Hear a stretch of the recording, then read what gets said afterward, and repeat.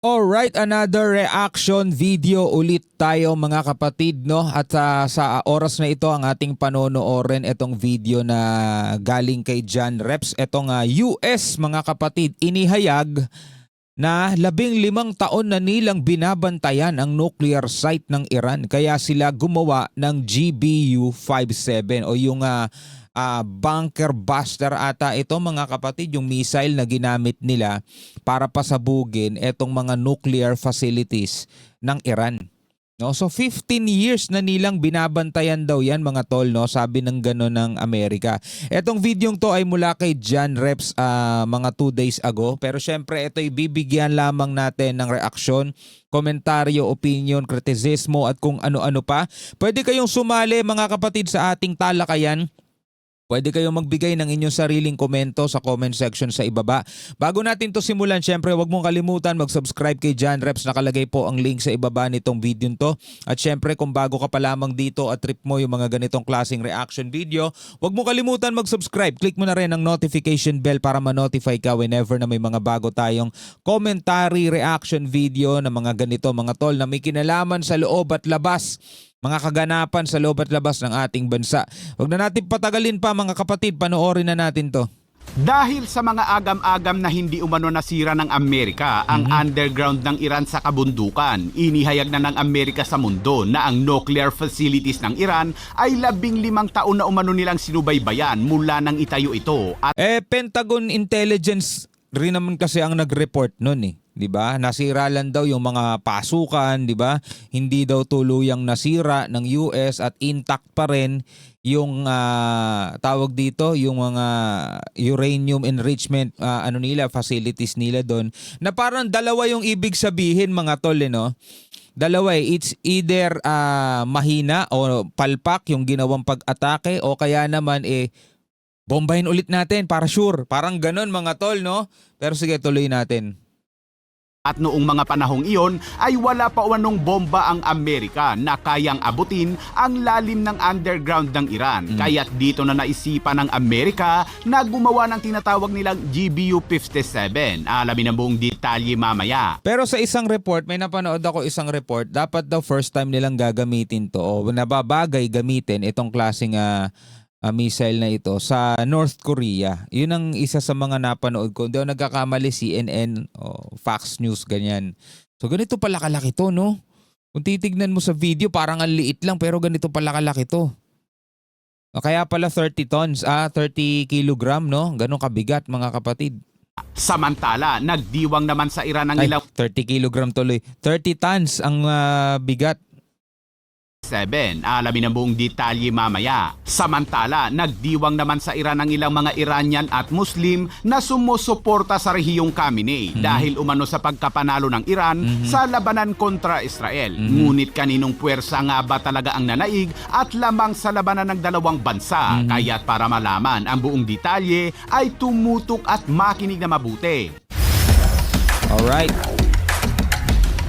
Well, karapatan nila yun eh. Doon sila masaya eh. Yung magsagawa sila ng victory party nila dahil panalo sila sa gera. Sabing ganun. Sinabi ni Khamenei sa isang post na ang Israel ay nagkulaps na umano dahil sa matinding pag-atake ng Iran kung saan sa 12 araw na bombahan ng Israel kontra Iran. Sa kabuuan, ang Iran ay nagpakawala ng 550 ballistic missiles sa Israel. Pero base sa tala ng Israel, sa 550 na mga missiles ng Iran ay 50 dito ang nakapasok umano sa teritoryo ng Israel. Kaya pala munti ka At na 8 mag-collapse, dito no? ang tumama sa mga high-rise, ospital at kabahayan ng mga Israeli. Pero alam nyo mga kapatid post lang muna natin to. Marami kasi ako nababasang comment na kontra Israel naman. Mga Pilipino kasi Tagalog yung salita di ba? So tila daw ba sinusuportahan natin yung genocide ng Israel dahil nga dun sa ginawa nila sa Gaza mga kapatid. Unang-una wala kasi tayo dyan sa bansang yan para suportahan ng either sa kanilang dalawa. Tayo ay bumabase lamang mga tol sa report. Halimbawa na lang itong mga report na to, 550 ang pinakawalan ng Iran tapos 50 lang daw ang tumama sa Israel. Alangan ang baliktarin ko yung comment ko, sasabihin kong 50 yung pinakawalan ng Iran tapos 550 yung tumama, di ba? Bumabase lang yung reaction natin, mga tol, doon sa sinasabi ng report. Diba? Kung ano yung sinasabi ng report, yun lang din yung binibigyan kong comment. At pag nag-comment ako, paano sasabihin ng Iran na panalo sila? 50 lang pala yung tumama. At saka ayon sa report, 600 ang nasawi sa kanila, 28 lang ang nasawi rito sa Israel. O paano sasabihin nating Iran ang panalo? So nangangahulugan ba no na meron akong pinapanigan sa kanila? Dapat kasi matalino rin kayong mga nagko-comment di ba? Kasi ako nagko-komento ko batay lang dito sa aking napapanood. Hindi ko binibigyan ng sarili kong komento dahil wala naman ako dun di ba? O tuloy natin. Wala ako kinakampihan sa kanila mga tol. Ang sabi ko nga lagi sa report natin, sana matigil yung mga ganyang klaseng kaguluhan Bang ang mga drone strike naman ng Iran ay halos nasa 95% umano ang na-intercept ng Israel. At tulad niyan, 95% ang na-intercept ng Israel. Alangan nang sabihin kung walang na-intercept ni isa ang Israel. O di ba? ayon sa IDF, sa kabuuan ay 28 sibilyan umano ang nasawi at 3,238 naman ang nasugatan Dami. sa missile strike ng Iran. Habang ang atake naman ng Israel sa Iran, sinabi ng IDF na nasa 65% umano ng missile launcher ng Iran ang kanilang winasak sa buong atake. Winasak ang mga base militar ng Iran na naging dahilan ng pagkatodas ng daan-daan umanong mga militar ng Iran. O saka yan, tingnan nyo, di ba nagkaroon sila ng state funeral doon sa Iran mismo? Na bilang patunay na talagang napakarami nilang nasawing scientist at official. Diba? At hindi nga daw nagpakita doon yung kanilang supreme leader mga tol dahil nga ang sabi ng isang report for security purposes dahil nga meron ding banta ang Israel na i-eliminate nila yung supreme leader. Syempre mga tol, may edad na yun, no? Kailangan talaga nilang protektahan yun. Base sa report ay umabot sa 606 ang natodas sa Iran. Malayo kung ikukumpara sa Israel na 28 lamang at puro mga sibilyan, habang ang nasugatan naman sa Iran ay nasa 5,332. O ngayon kung pagbabasehan natin dito, di ba? Hindi naman porket sinabi nating Israel ang nanalo rito, ibig sabihin kumakampi na tayo sa kanila. Mga tol, pinagbabasehan natin yung report, di ba? Tingnan nyo na lang, 606 ang nasawi sa Iran, 28 lang sa Israel. Masasabi mo nating nanalo ang Iran?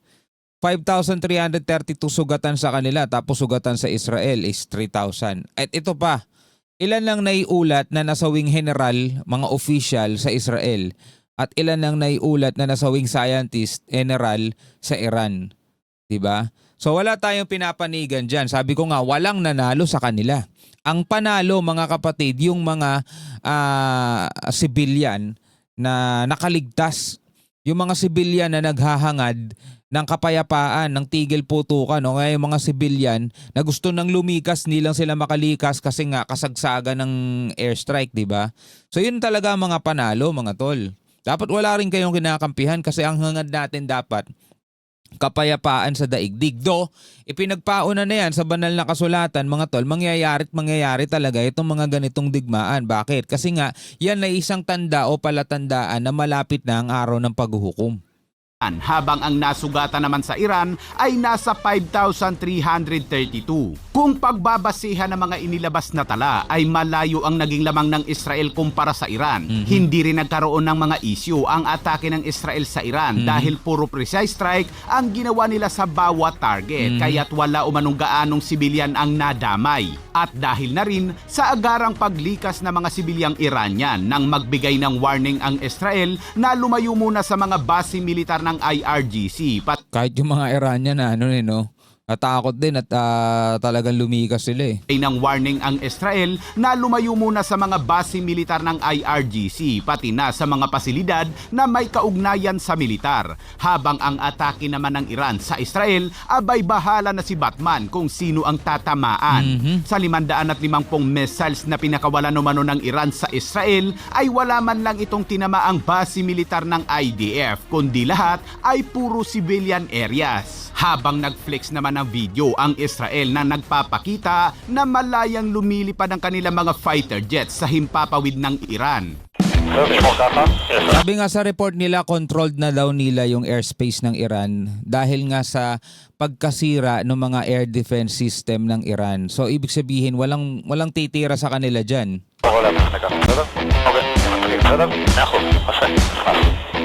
Sinabi ng ilang mga Muslim at sumusuporta sa Iran na okay lang daw na tamaan ng Iran ang mga sibilyan dahil ginagawa din umano ito ng Israel sa Gaza. Maraming sibilyan ang nasawi sa atake ng Israel sa Gaza. Ito ay dahil sa mga sibilyang Palestinian na ayaw sumunod sa utos ng Israel na lumikas. Kaya't nadadamay umano ang mga ito habang ang mga Hamas naman ay nagtatago naman sa mga sibilyan. Sa kanilang labanan sa Gaza ay hindi nag-uuniforme ang mga Hamas kundi nakasuot na mga sibilyan upang mabilis na makapag-disguise kapag na-corner na sila ng IDF. Hindi rin sila lumalaban ng harapan o sa bayan dahil ginagawa nila ay istilong ambush, atake, sabay pulasan. Sa Ganun pala yung ginagawa nila, no? Dun sa Gaza yun, ha? 2 araw na bombahan ng Israel kontra Iran, ang Israel ay gumastos ng nasa $5 billion dahil sa dami ng mga bombang inihatid nito sa Iran, pati na rin ang mga gas para sa mga fighter jets umano nito. Samantala, nagalit naman si US President Donald Trump sa mga ibinabalita umano ng CNN at New York Times kaugnay sa mga ipinapakalat umano nitong fake news. Kabilang dito ang hindi umano na wasak na nuclear site ng Iran nang bombahin ito ng Amerika gamit ang mga bunker buster. Pero in fairness mga tol sa CNN, 'di ba? Yung tatawaging fake news yung sinasabi nila kasi ang ibinabalita nila is yung nakuha lang din naman nilang report mula doon sa intelligence Pentagon. 'Di ba? Kumbaga hindi sila nag-imbento ng sarili nilang report, no? Kumbaga ipinablik lang nila o kaya i-share nila kasi ganun ng news eh. I-share mo yung information na nakukuha mo, no? First hand sa'yo siguro, halimbawa, fake news CNN together with the failing New York Times have teamed up in an attempt to demean one of the most successful military strikes in history. 'Di ba? Kumbaga, yung CNN may nakuha silang intelligence report, nag-leak, 'di ba? Tapos iminidya nila. Pero hindi sila yung nag-imbento nun. Ang mahirap kasi nun mga kapatid katulad ng ginagawa ng China. Nag-iimbento sila ng report na may ganito, may ganyan, wala naman, di ba? Pero eto mga kapatid, in fairness, ang fake news dito mga tol is yung yung intelligence report, di ba? Na napasa kamay ng media. Sa mga ipinapakalat umano nitong fake news, kabilang dito ang hindi umano na wasak na nuclear site ng Iran nang bombahin ito ng Amerika gamit ang mga bunker buster. Ngunit mariing sinabi ni Trump na wasak umano ang nuclear site ng Iran at taliwas sa mga pahayag ng Iran na wala umanong damage. Ayon kay Trump, matapos ang kanilang atake ay kaagad na nagtungo ang mga tauhan ng Israeli intelligence sa Iran upang kumpirmahin kung talagang wasak ang site. It was obliteration. And you'll see that. And it's going to come out. Israel is doing a report on it now, I understand. And I was told that they said it was total obliteration. You know, they have guys that go in there after the hit, and they say it was total obliteration. And ayon kay General Dan Kane, noong 2009 pa umano natuklasan ng isang US intelligence officer ang isang lihim na pasilidad na nuklear ng Iran na nakatago sa kaloob-looban ng mga kabundukan. Nagmasid umano ang US intelligence at gumugol ng higit sa 15 taon na pagsusuri sa lahat. Pinag-aralan nila ang hiyoloheya, mga sistema ng bentilasyon, mga pamamaraan ng pagtayo at kagamitan. At malinaw na wala umanong kinalaman ang site na ito sa mapayapang enerhiya kundi para talaga sa armas nuklear. Pero alam mo, kung alam ng US, kung alam ng US, etong ganitong klaseng mapa, yung pati yung 3D map na yan, imposible talagang hindi nila matarget yan mga tol. Precise din yung pag-atake nila. Na ito sa mapayapang enerhiya kundi para talaga sa armas nuklear. In 2009, a Defense Threat Reduction Agency officer was brought into a vault at an undisclosed location and briefed on something going on in Iran. For security purposes, I'm not going to share his name. He was shown some photos and some highly classified intelligence of what looked like a major construction project in the mountains of Iran. He was tasked to study this facility, work with the intelligence community to understand it, and he was soon joined by an additional teammate. For more than 15 years, this officer and his teammate lived and breathed this single target, Fordow, a critical element of Iran's covert nuclear weapons program. Biruin mo 2009 pa nila na-discover yun.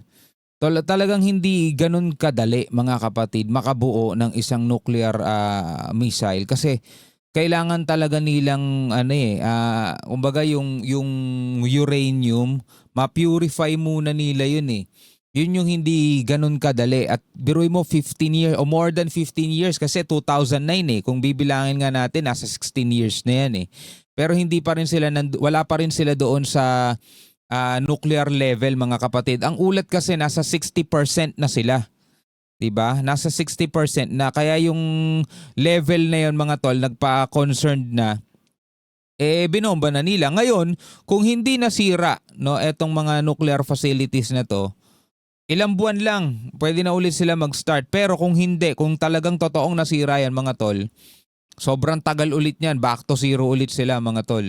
Sinabi ng US Intelligence na matindi ang pagkakagawa ng Iran sa nasabing underground site dahil malalim ang pagkabaon umano nito sa ilalim ng kabundukan at ang Amerika umano noon ay wala pa umanong mga bomba na kayang abutin ang nuclear site o underground sa ilalim ng mga bundok. 300 meters nga daw eh. Kaya't upang mawasak ng Amerika ang site, pagdating ng panahon, ang Amerika ay kaagad na lumikha ng mabigat na bunker buster, isang sandata na partikular na idinisenyo upang maabot at sirain ang mga target sa ilalim ng lupa tulad ng underground ng Iran. At ilang taon ang nakalipas ay nabuo na ng Amerika ang tinatawag nitong GBU-57 at dumaan ito sa maraming pagsubok upang masigurong mawasak ang mga underground na tatamaan nito.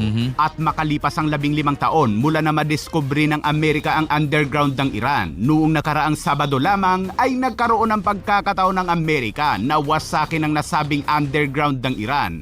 Dahilan ng Amerika, winasak ang underground site dahil ayaw umano ng Iran na makipagnegosasyon kaugnay sa kanilang nuclear program.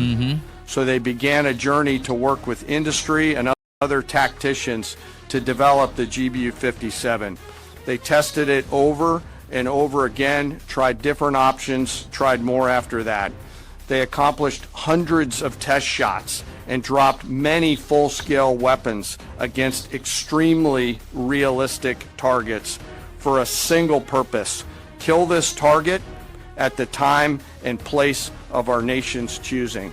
Dito pa lang pinapakita ng Amerika, dinedemonstrate nila kung gaano talaga sila ka-powerful.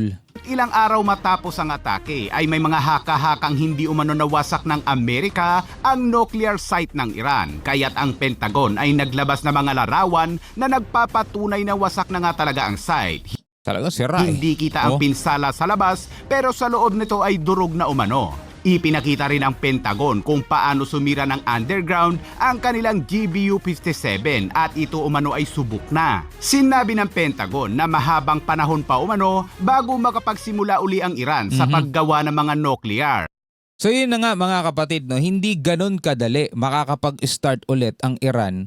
Yun ay bilang patunay na nasira talaga ng Amerika. Pero mo 15 years mahigit nilang inaral yan. Gumawa sila ng special missile para doon, mga tol.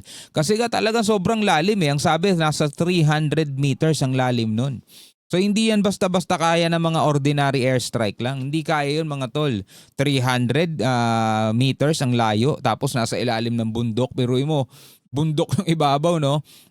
So talagang lumikha sila ng isang uri ng missile na talagang babaon. Yun ang yun yung bunker buster na nga yun eh. Sabi nga nung report, 'di ba?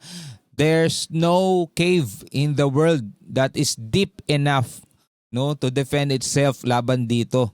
Ibig sabihin, mga tol, kung may bunker ka diyan, wala kang ligtas. Kaya kang tirahin nitong bunker buster na to. Ano sa tingin ninyo, mga kapatid? Pwede kayong magbigay ng komento sa ibaba. Pwede kayong magbigay ng inyong sariling saloobin at inyong opinion. Hanggang sa muli, ako nga pala si Shobaldi. Peace out.